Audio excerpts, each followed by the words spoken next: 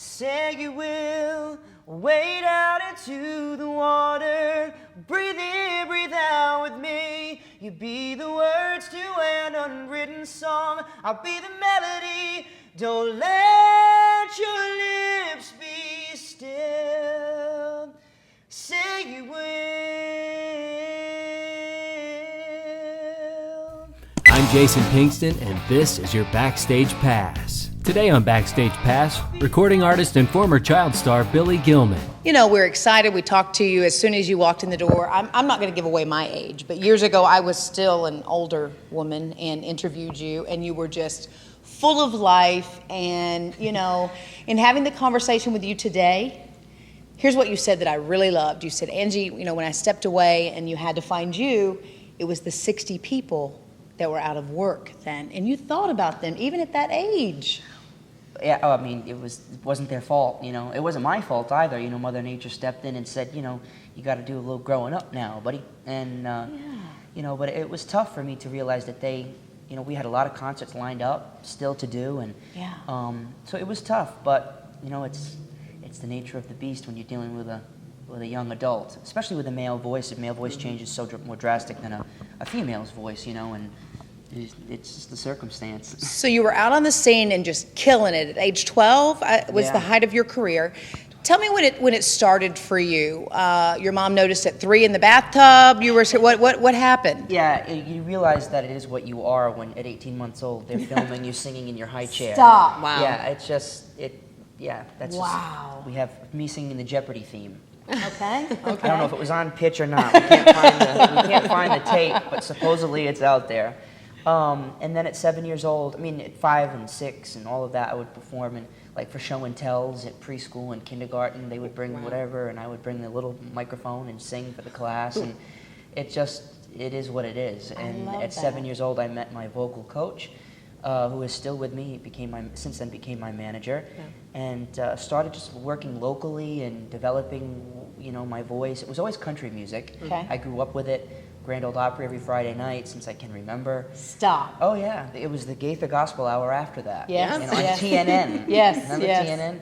So it's always been there, you know. So country music is what I grew up on. It's what I gravitate towards. I love all other types of music, but country was number one. And so working at the fairs and the festivals in Rhode Island, Massachusetts, Connecticut, and got some you know, noticed by some people that knew Sony music. Actually, a big country swing band, Asleep at the Wheel. Yes. Happen to know the name. Yes. Yeah, Ray Benson, great guy. He gave me my first demo session and introduced me to Powers That Be in Nashville during a showcase, if you will, at the Wild Horse Saloon. Yes. I was all of 9. So they escort you in. They're like, okay, don't and then look get at out. Light. So, and then that's what, you know, it was a groundswell after that. Sony got a hold of me and released my first record at 12. And, you know, from 12 to 16, they had me and we were traveling and everything. And then the voice change happened. Yeah. Hey, I believe you see so many horror stories with kids who start out real young and they either reach burnout or plateau early on. Maybe with this moment for you to find you and work on you, the sky's the limit in the future. Well, it is because you're expressing yourself naturally. Sure. It's not a forced, you have to do this, you have to do that. And I think that is so important, especially in a market of country music where it's, you know, there are some fads in every genre of music. But with country music, the story songs, the great voices that can just stand there and sing, they always persevere through the fads, through the, you know, the clicky, you know, whatever it may be, gimmick at the moment. And that's what I've always predicated myself on. Even as a child, I just wanted to sing the best song that would that would make someone think of something in their own life.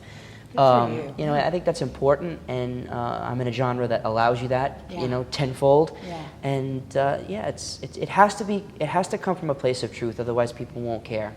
Do you feel like that this experience has just helped you grow as an artist? Absolutely, and it never probably would have happened if I didn't have such a normal lifestyle growing up, you know, even though it was nuts and crazy and still is crazy, but I always have a family and a support system that doesn't care.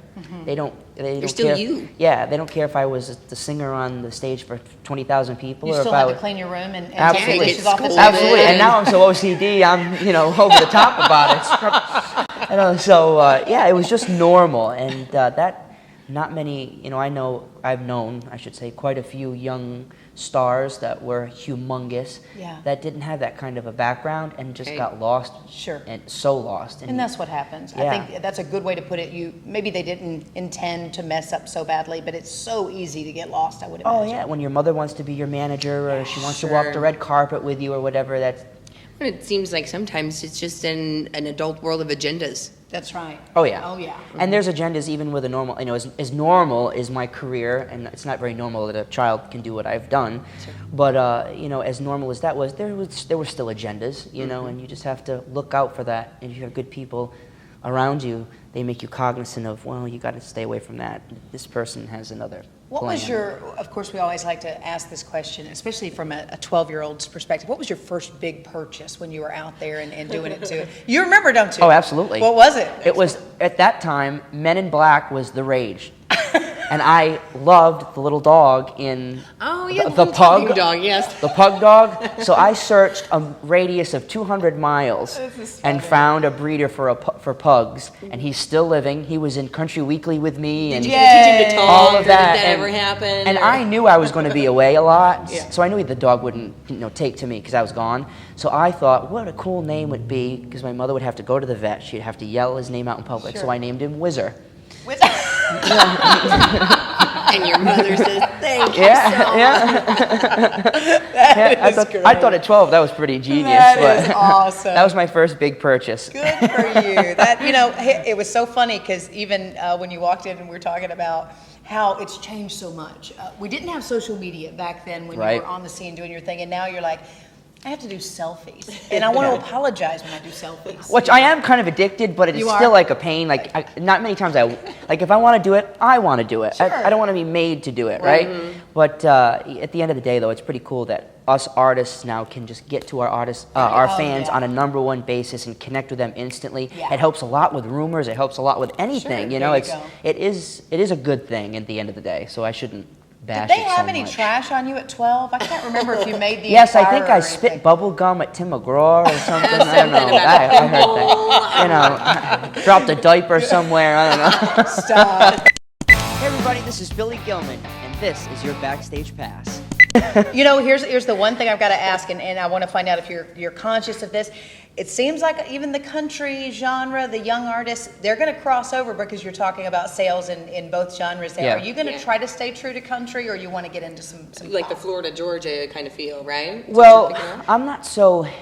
I shouldn't say that because if a song came my way, I'm not going to close the door and say I would never do that. But I sing songs more along the lines, and always have. I've always just done Billy Gilman. Sure. It's just, I've never tried to fake doing something else because it never worked. You could instantly tell if I was singing a song that wasn't working, you could tell it wasn't coming from me. Yeah.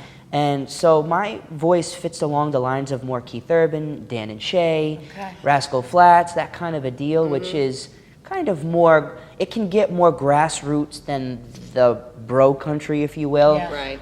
So no Jason Derulo in your near future? I don't think so.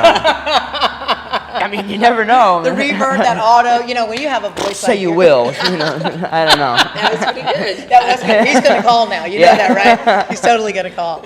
But you're a joy. You're a ray of sunshine. From the moment I saw you, you still had the same energy that 12-year-old boy did. And we wish you nothing but the best. I appreciate that. Is there anything that you need your fans to know right now so they can get behind you even more than they already are? Just, you can go to my Facebook page. My Twitter is Billy Gilman. A stalker had that name and made a fake profile, and we finally got rid of them, so I can be me now. I'm sorry, I got busted. Yeah. Thanks a lot. I knew your face looked familiar. It was on the paper. This has been your Backstage Pass.